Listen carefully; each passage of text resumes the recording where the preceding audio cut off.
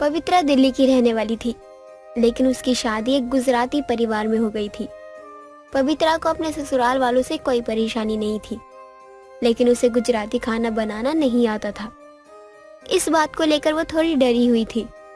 तभी एक दिन वो अपने पति राजीव से बोलती है, राजीव जी, वैसे तो आपके घर वाले मुझे बहुत पसंद करते हैं, लेकिन जब उन्हें पता चलेगा कि मुझे गुजराती खाना बनाना ही नहीं आता, तो कहीं वो लोग मुझ पे गुस्सा ना हो जाए। वैसे ये थोड़ी परेशानी की बात तो है, क्योंकि मेरी माँ को गुजराती खाना बहुत पसंद है और वो खाने के मामले में बहुत शौकीन है। राजीव जी, मुझे सारा खाना बनाने आता है, सिर्फ गुजराती खाना बनाने नहीं आता। वो भी अगर कोई मुझे सिखाएगा तो मैं वो भी सीख जाऊंगी। हाँ वो तो है, लेकिन अभी तुम इस घर में नई नई शादी करके आई हो, पहले ही सबको बोल दोगी कि तुम्हें खाना बनाना आता नहीं, तो तुम्हारी क्या इमेज बनेगी इस घर में? पहले दिन इमेज खराब हो जाएगी तुम्हारी। अरे मैंने आपको कब बोला कि मुझे खाना बनाना नहीं आता?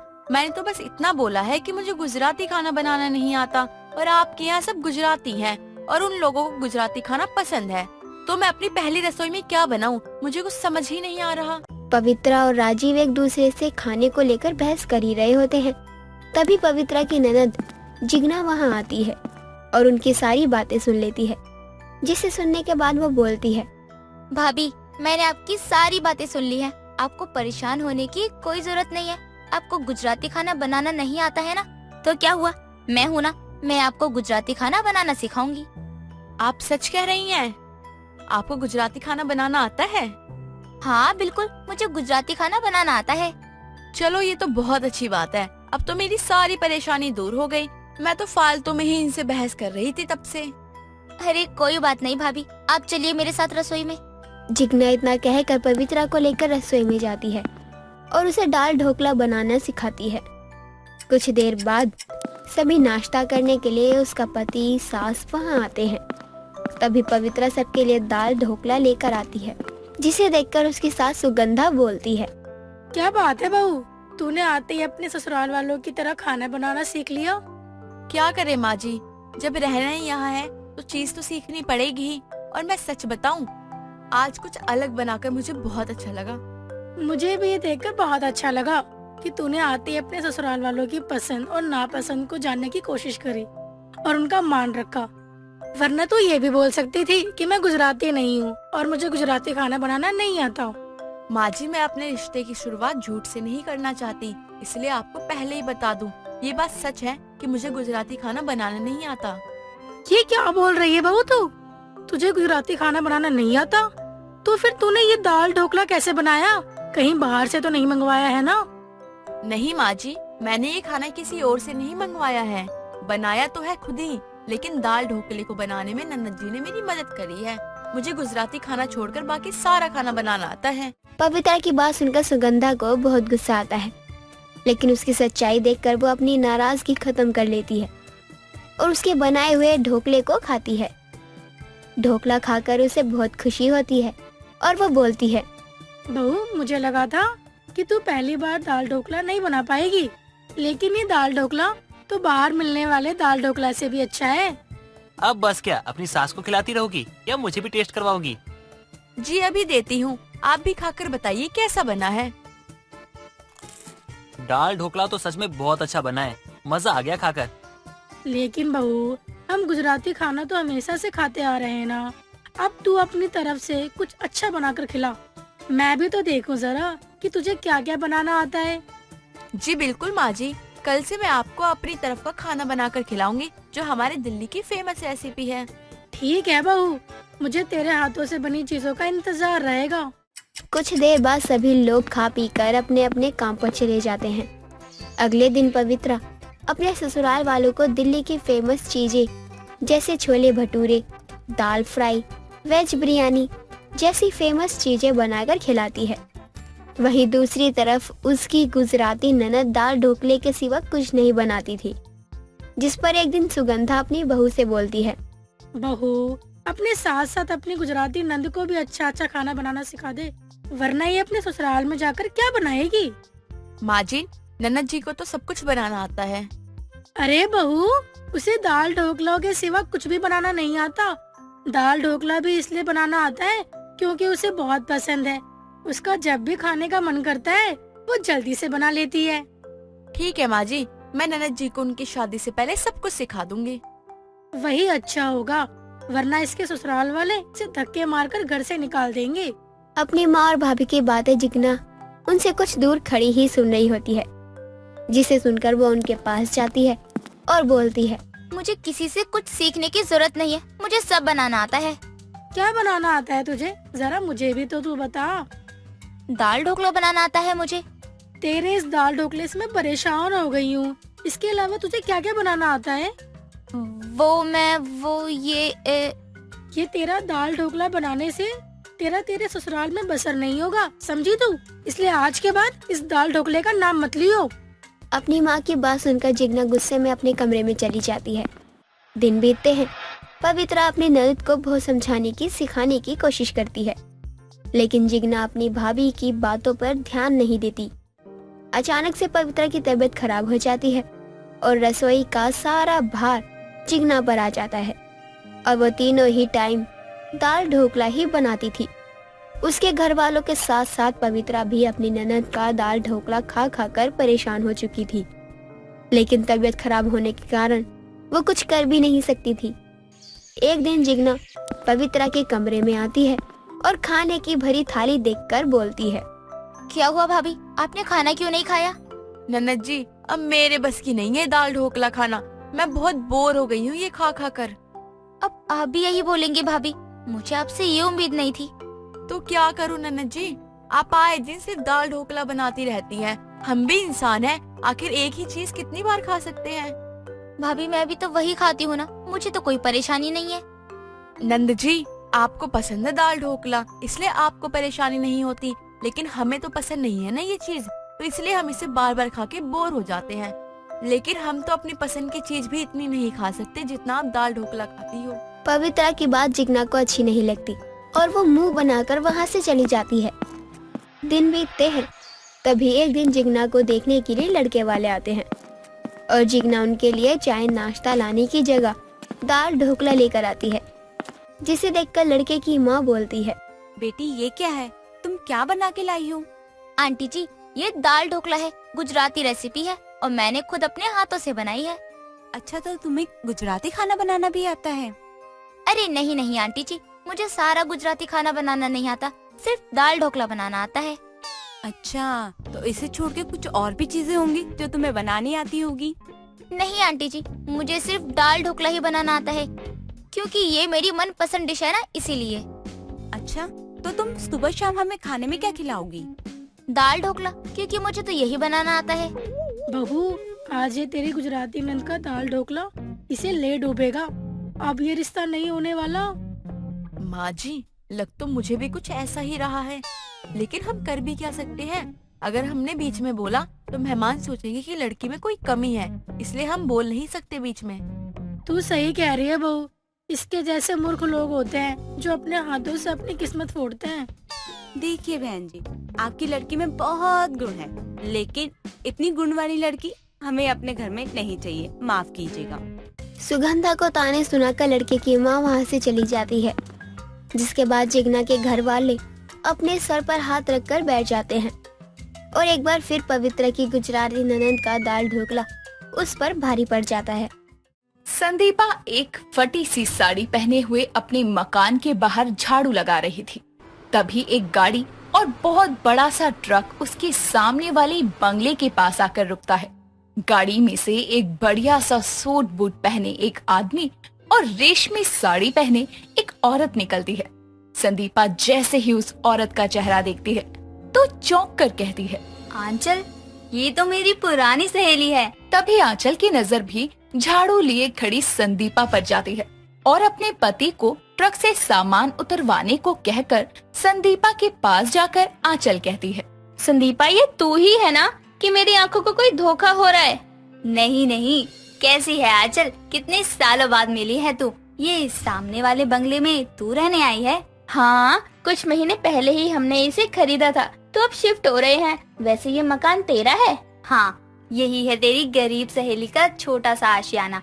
तू बैठ, मैं शरबत बनाती हूँ। अरे नहीं नहीं, रहने दे, पूरे रास्ते जूस ही पीती आ रही हूँ और वैसे भी बहुत धूप है बाहर। सामान ट्रक से उतर जाए तब तक मैं गाड़ी में ही बैठ जाती हूँ। इतना कहकर आंचल वहाँ से चली जाती है। संदीपा और आंचल पुरानी सहेलियां तो थी, लेकिन दोनों के आर्थिक हालातों में बहुत अंतर था। जहाँ संदीपा गरीबी के चलते एक छोटे से मकान में अपने पति के साथ रहा करती थी, तो वहीं आंचल उसी के सामने बने एक बहुत बड़े बंगलों में रहती थी, जहाँ उसकी जरूरत से ज्यादा सामान मौजूद था। तो वहीं संदीपा के घर में जरूरत के सामान की भी कमी थी। एक रोज संदीपा अपने पति राघव को कहती है, सुनिए जी, घर में राशन खत्म होने को है, छुट्टी के दिन राशन भरवा दीजिएगा। संदीपा, माँ, मालिक ने कहा है इस बार तनख्वाह मिलने में देर हो सकती है, काम मंदा पड़ा है, इसीलिए तो अभी जो कुछ है उसी से काम चलाना पड़ेगा। ये तो हर महीने का तमाशा हो गया है जी। अब जरूरत के समय पैसे ना मिले तो क्या फायदा। थोड़े से चावल बचे हैं बस, उन्हें मैं कितने दिन चलाऊंगी भला, और खाएंगे नहीं तो काम कैसे करेंगे। तुम चिंता मत करो, मैं किसी से उधार लेकर राशन ला दूंगा। फिलहाल मुझे देरी हो रही है, खाना लगा दो। जी अभी लगाती हूँ। संदीपा ने जो थोड़े दाल चावल बनाए थे वो उसे राघव को परोस देती है। कुछ देर में राघव काम पर जाने के लिए निकल जाता है। संदीपा जब घर का कचरा फेंकने के लिए बाहर निकलती है तो देखती है कि आंचल भी हाथ में पॉलिथीन लिए बाहर खड़ी है। तो संदीपा उससे कहती है, आंचल, कूड़े का डिब्बा ढूंढ रही है क्या?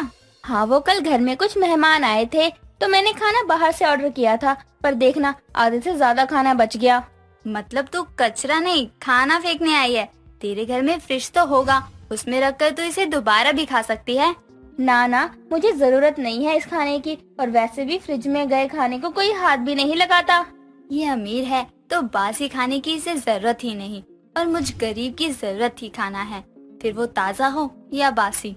अरे कहाँ खो गई? बता भी, कहाँ है कचरा पेटी? हाँ यही बस थोड़ी दूर पर है। तभी संदीपा उसे अपने साथ लेकर जाती है। समय बीतता है। एक रोज आंचल और संदीपा साथ में बाजार सब्जियां खरीदने जा रहे थे। तभी आंचल कड़ी धूप को देखते हुए कहती है, उफ, बहुत गर्मी है संदीपा, एक काम करते हैं रिक्शा कर लेते हैं बाजार जाने के लिए। रिक्शा? अरे लेकिन थोड़ी दूर के लिए रिक्शा लेने की क्या जरूरत? अरे जरूरत कैसे नहीं है, धूप में खड़े खड़े मैं पिघलने को हो रही हूँ। तुझे जरूरत नहीं होगी लेकिन मुझे तो है, और चिंता मत कर, मैं दे दूंगी तेरा किराया। वो बात नहीं है, मतलब 15 मिनट की दूरी पर ही मंडी है तो रिक्शा लेना इतना जरूरी भी नहीं। ठीक है तो फिर अकेली ही चली जा बाजार, मैं इनको फोन करके सुपरमार्केट से मंगवा लूंगी सब्जियाँ। ऐसा क्यों कह रही है? चल ठीक है, ले लेते हैं रिक्शा। ये हुई ना बात। इस तरह संदीपा जरूरत ना होते हुए भी आंचल के साथ चलते रिक्शे में बैठने के लिए मान जाती है। कुछ देर बाद दोनों घर वापस आ रहे थे तो आंचल उसे जबरदस्ती अपने घर ले जाती है। उसका घर देखकर संदीपा मानो हैरान सी रह जाती है। तभी आंचल कहती है, कितनी गर्मी है, मतलब 2 एसी चल रहे हैं हॉल में, फिर भी मुझे ठंडक महसूस नहीं हो रही। 2 एसी? मेरे घर में तो एक छोटा सा पंखा है, उसकी हवा से ही काम चलता है। पंखा? पंखे की हवा से तो बात ही नहीं बनती मेरे घर में, इसलिए तो एसी जरूरी ही है। पता नहीं तो कैसे रह रहती है पंखे की हवा में। दोनों बातें कर ही रही थी कि तभी आंचल का पति ऋषभ ऑफिस से घर लौट कर आता है। संदीपा का हुलिया देखकर वो आंचल से कहता है, तुमने काम वाली भी रख ली, माने तुम्हें नौकरानी की जरूरत है, लेकिन जल्दी जल्दी में इसके बारे में सब पता किया है ना? वो ऋषभ ये काम वाली नहीं है, मेरी पुरानी सहेली है, यहीं पास में रहती है। ओह सॉरी, मुझे लगा कि। कोई बात नहीं, आपने मुझे पहले देखा भी तो नहीं है। अच्छा आंचल, मैं चलती हूँ, बहुत देर हो गई है। संदीपा को ऋषभ का उसे नौकरानी समझना बहुत बुरा लगता है, लेकिन वो कुछ नहीं बोल पाती। समय बीतता है। एक दिन खाना खाते हुए संदीपा अपने पति से कहती है, मैं कह रही थी कि इस महीने बहुत से त्योहार आने वाले हैं, और मैंने आपको कब से बोला है कि भगवान जी के लिए घर में एक मंदिर की जरूरत है। छोटा ही सही, एक मंदिर तो होना ही चाहिए ना। होना तो घर में बहुत कुछ चाहिए संदीपा, लेकिन अपनी जरूरत के हिसाब से ही सामान ले पाएंगे ना हम। वो तो है, लेकिन पहले भगवान के लिए एक मंदिर जरूरी है, वो तो लेना ही लेना है। कुछ पैसे जमा हुए थे, मैं सोच रहा था कि उससे हमारे सोने के लिए खाट खरीद लूं। जमीन पर सोते सोते मेरी कमर अकड़ गई है। सुनिए, मैंने घर खर्चे में से कुछ पैसे बचाए हैं, उन्हें मिलाकर ही हम दोनों सामान ले लेते हैं। ठीक है, वैसे भी देखते हैं।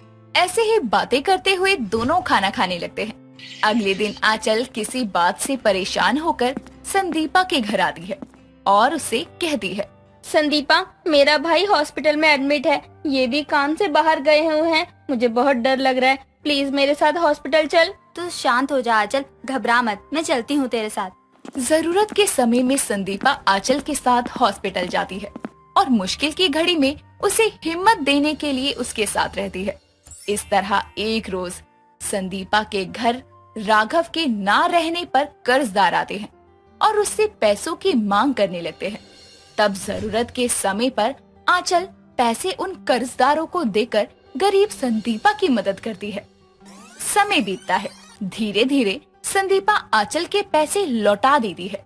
थोड़े पैसे आने पर राघव भगवान के लिए एक छोटा सा मंदिर और सोने के लिए एक सस्ती सी खाट ले आता है, जो कि बैठते ही बहुत आवाज करती थी। लेकिन सस्ते में सोने के लिए खाट मिल गई तो राघव ने उसे खरीद लिया। तो वहीं दूसरी तरफ आंचल अपने आरामदायक बेड ना होने की वजह से अपने पति से कहती है, ऋषभ, मुझे नए बेड की जरूरत है, ये वाला बिल्कुल भी कंफर्टेबल नहीं है, ऊपर से कभी भी करवट लेने पर आवाज करता है। अरे यार, तो सोफे पर सो जाओ, अब जरूरत है तो अभी तो नहीं लेकर आऊंगा ना। अरे मुझे सोफे पर नींद नहीं आती, मैं बता रही हूँ, इसे कल ही चेंज करवाओ।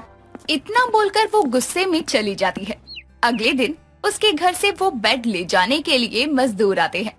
ये देखकर संदीपा के पूछने पर आंचल उसे बेड वापस भेजने का कारण बताती है।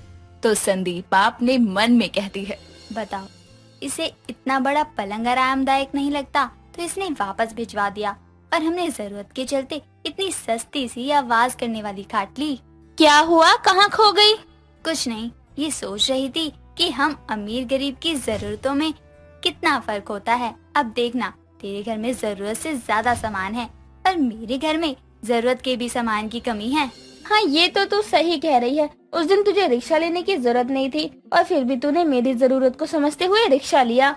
लेकिन एक बात तो है, अमीर गरीब होते हुए भी हमारी एक जरूरत तो मिलती है।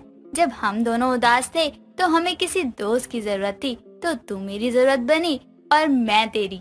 हाँ, ये तो तूने सही कहा, अमीर गरीब की आर्थिक जरूरतें अलग हो सकती हैं, लेकिन इंसानी और भावनात्मक जरूरतें नहीं। जिसके बाद दोनों एक दूसरे को मुस्कुरा कर देखती हैं और फिर अपने अपने घरों की ओर चली जाती हैं।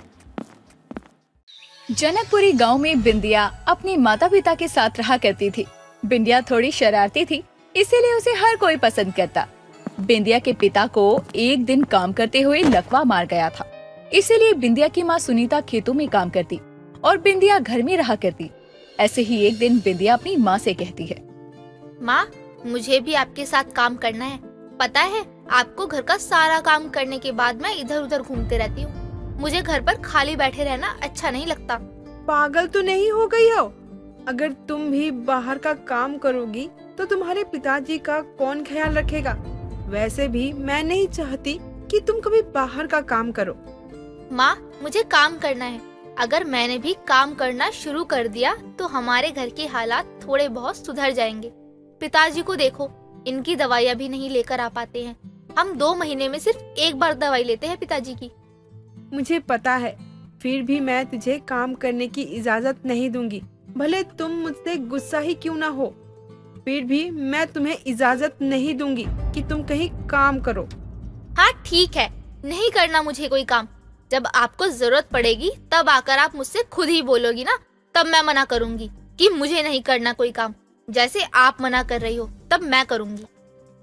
मैं तेरी भलाई के लिए बता रही हूँ, ना कि तुझसे कोई खुन्नस है मुझे। तुझे तो पता ही है, हर किसी की नजर अच्छी नहीं होती। तू लड़की है और तू बाहर काम करेगी तो गांव वाले क्या कहेंगे? बस माँ, मुझे पता चल गया आप क्या कहना चाहती हो, कि आपको घर से ज्यादा गांव वाले क्या कहेंगे उसकी चिंता है। बेटी से ज्यादा बाहर वालों की फिक्र है आपको। बिंदिया अपनी माँ को सुनाकर वहाँ से चली जाती है। ऐसे ही कुछ दिन और गुजर जाते हैं और अब सर्दी का मौसम आ जाता है। इतनी ठंड में सुनीता बाहर का काम नहीं कर पा रही थी, इसीलिए सुनीता बिंदिया से कहती है, बिटिया, मैं चाहती हूँ कि तू कुछ काम कर ले।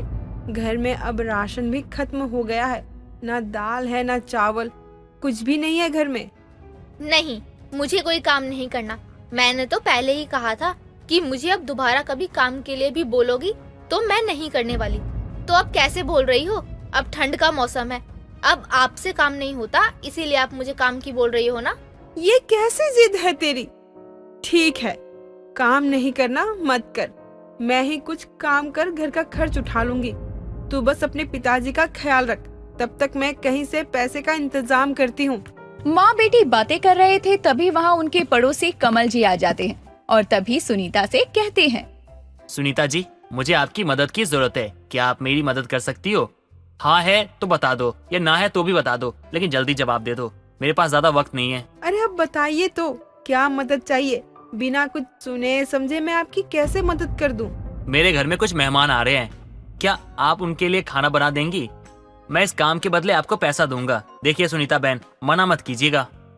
अरे भाई साहब, नेकी और पूछ पूछ, जरूर काम करूंगी, मैं तैयार हूँ काम के लिए। आप बस बताइए कब से आना है। अरे वाह, मेरी चिंता तो दूर हो गई। आपको पता नहीं सुनीता जी, आपने मेरी कितनी बड़ी मदद की है। आपको पैसे वक्त पे मिल जाएंगे, और हाँ, खाना थोड़ा ज्यादा ही बना लेना, क्योंकि आप लोगों का भी वहीं पे सबके साथ खाना हो तो ज्यादा अच्छा लगेगा। ठीक है, कल से ना आप आ जाइएगा। देखा, अगर इंसान के पास हुनर है तो कहीं ना कहीं से काम मिल ही जाता है। अगर तुझे अब भी काम करना है तो चल मेरे साथ कमल जी के घर, वहाँ मेरी मदद कर दिया करना। ठीक है, अगर आप इतना बोल ही रही हो तो मैं आपकी मदद के लिए चलती हूँ। लेकिन माँ, अब इतनी ठंड हो रही है और हमारे घर का दरवाजा भी टूटा हुआ है, बहुत तेज और ठंडी हवा घर में घुस रही है। हाँ पता है मुझे भी, लेकिन मैं कर भी क्या सकती हूँ, कुछ तो इंतजाम करना पड़ेगा। अगर तेरे पास कोई तरकीब हो तो बता कि कैसे घर का टूटा हुआ दरवाजा ठीक करूँ। जब तक हमको पैसे नहीं मिल जाते तब तक हम कुछ नहीं कर सकते। वैसे हमको पूरा दिन काम पर ही रहना पड़ेगा, तो क्या हम पिताजी को वही नहीं ले जा सकते? नहीं, अगर ले गए तो कहीं कुछ कह ना दे। वैसे भी हम गरीब को कौन अपने घर में रखता है। रहने दे, फिर तू घर पर ही रहा कर, मैं जाती हूँ काम करने। दोनों माँ बेटी बातें करती है और उसके बाद अगले दिन से सुनीता काम करने कमल के घर चली जाती है और खाना बनाने का काम करती है। ऐसे ही कुछ दिन और बीत गए। सुनीता को काम करते हुए ऐसे ही बहुत ज्यादा सही लगने लगा था, क्योंकि वो मेहनत करके कमा के खा रही थी। ऐसे ही एक दिन कमल सुनीता से कहता है, सुनीता जी, मेरे घर पर मेरी बहन आई है, वो कह रही थी कि उसको आपके घर जाना है। अगर आपको बुरा ना लगे तो क्या मैं अपनी बहन को लेकर आपके घर आ सकता हूँ? लेकिन भाई साहब, इतनी ठंडी में गरीब के घर अमीर मेहमान आएंगे तो कहाँ बैठेंगे? मेरे घर में तो बैठने तक को अच्छी जगह नहीं है और ना ही ठंडी हवा से बचने के लिए दरवाजा है। क्या आपके घर पे दरवाजा तक नहीं है? इतनी ठंड है, हवा से कैसे बचते हो आप लोग? और मैंने तो ये भी सुना है आपके पति बीमार है, तो कैसे आप उनका ध्यान रखते हो? मेरी बेटी है ना, वो ख्याल रख लेती है, वही घर पर रहती है, तभी तो मैं काम कर सकती हूँ, वरना मैं बीमार पति को छोड़कर कैसे काम करूँ? वैसे भी अब मुझे कुछ महीने बिना काम के रहना पड़ता, इसीलिए आपके घर के काम को हाँ बोल दिया।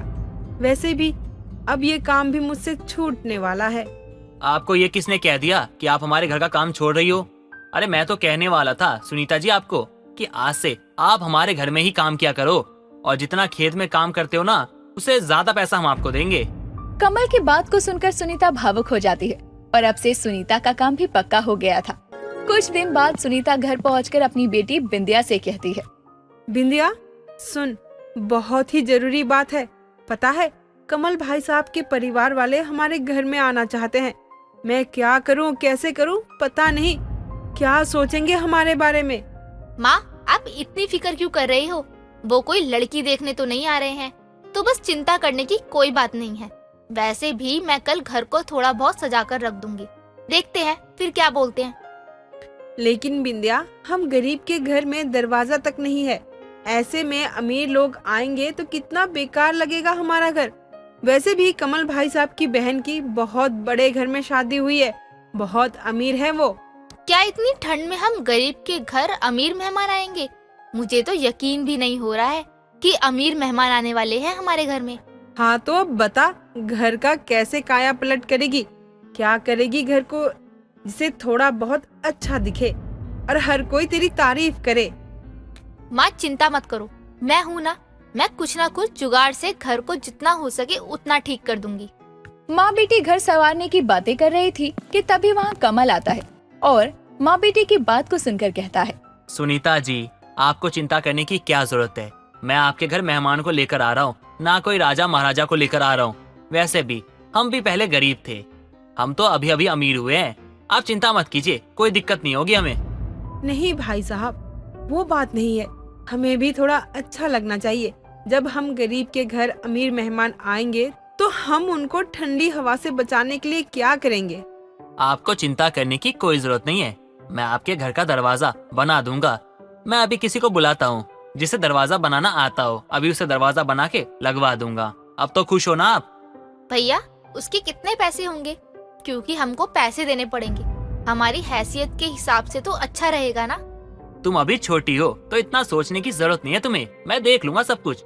और हाँ सुनीता जी, आपको उस दरवाजे में पैसे देने की कोई जरूरत नहीं है, समझिए आप। लेकिन भाई साहब, आप हमारे लिए इतना कुछ कर रहे हैं, उसका शुक्रिया अदा कैसे करूं?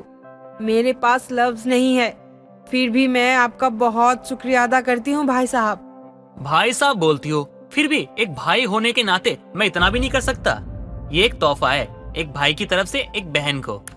कमल उसी दिन दरवाजा बनाने वाले को बुलाकर उनका दरवाजा ठीक करवाता है और अगले दिन अपनी बहन को इतने ठंड में गरीब के घर ले जाता है।